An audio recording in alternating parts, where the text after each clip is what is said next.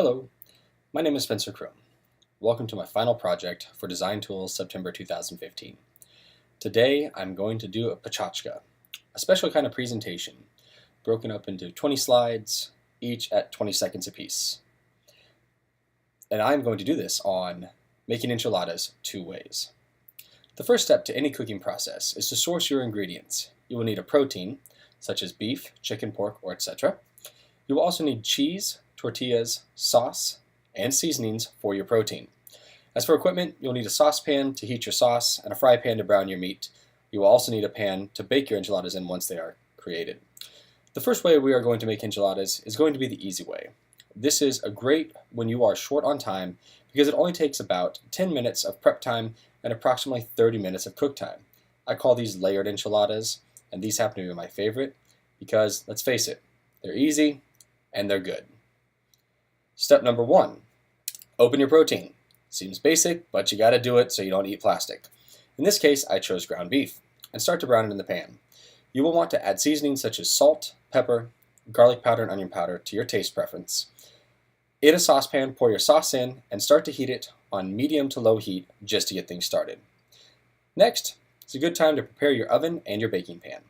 You are going to want to keep things from sticking, so spray the pan with your choice of nonstick spray that you're going to use to bake your enchiladas in. Then preheat your oven to 425 degrees. You need to do this while your meat is browning to keep things on track. While all of that is going on, I do feel it's a good time to take a short break and explain to you why I like this method of preparing enchiladas. I enjoy this method for 3 main reasons. Reason number 1, it does not require an extensive amount of cooking experience. 2, it's easy to get right and is difficult to mess up. And number 3, they taste great. Now, okay, back to the task at hand. It's now time to build your layered enchiladas. Start with a small amount of sauce in the bottom of the pan. Then place tortilla, then sauce, then meat, then cheese, then another tortilla. Keep doing this until you have filled your pan. And if there are still ingredients, that's a bonus. Grab another pan and continue. Now comes the oven. Finally, we're only 30 minutes away from enjoying our wonderful enchiladas. Place your pan in the oven on the center rack.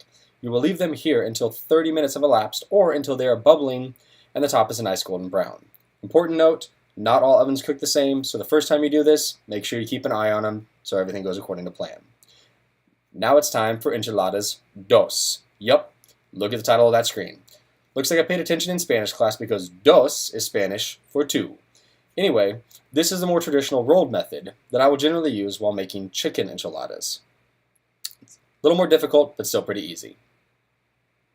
First things first is that you have to prepare your chicken. Without chicken enchiladas are just enchiladas. There are 2 main ways you can do this, the hard way and the easy way.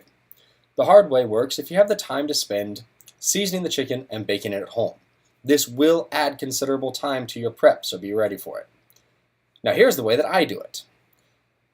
The easy way. I like to either buy a rotisserie chicken at my local supermarket, just for using in my chicken enchiladas, or this is also a great way to put last night's chicken leftovers to deliciously good use. So do that if you can. Keep this in mind though. As I said before, if you choose the former method of preparing your chicken, you will have to allot the extra time necessary to fully bake the chicken to an internal temperature of 180 degrees. You don't want to get sick now, do you? And you also don't want to make your family members sick either. No matter the method you use to get your chicken ready, the next step is going to be the same. It is time to separate your chicken. It is best to do this with your fingers so you do not miss any bones. Then place the chicken meat into a bowl and add enough sauce to it so that it is evenly coated on all sides. We want our chicken to taste nice and yummy. And once again, we build. We are going to build our enchiladas this time. It's a little slightly more involved, but not by much. You will start by placing a small amount of sauce in the bottom of the pan. Next, place a tortilla on a plate, add sauce, chicken, and cheese, and you roll that tortilla up almost like a burrito and place it in your prepared pan. Keep doing this until your pan is full. Once again, we're going back into the oven, my friends. As we did with the layered method, we place the enchiladas in the oven that has been preheated to 425 degrees. We will again leave them here for about 30 minutes or until they are bubbling and a nice golden brown on top. I cannot stress enough, watch your cook times, watch your oven. Not all ovens cook the same way. Now, which way is better? It's a good question, but as an answer I cannot give. If I were voting, I would declare this a tie. I love the quickness that the layered method is completed with, but I'm a huge fan of chicken enchiladas. It really comes down to how much time and effort you want to put into it. Either way, I can assure you, you will enjoy what you have created very much. Now for add-ons and substitutions. If you are one of those that do not care for eating meat, then you can easily substitute vegetables or even flavored tofu. I personally would not recommend it, but that's because I'm a meat eater, so I'm a bit biased. Some might even like to add onions or peppers or even olives to the recipe. I'm not going to stop you. Do what you like. Okay, a few serving suggestions. Now, personally, when I like to eat, I like it to be an experience.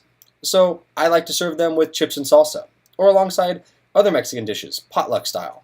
Again, the choice is yours, so make it your own. Enjoy it and have fun with your family and friends. Okay, here's the great thing about this.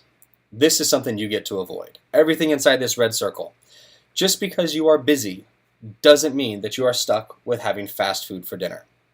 You can have good food fast at home, and it can be yummy and tasty and nutritious for your family all at the same time.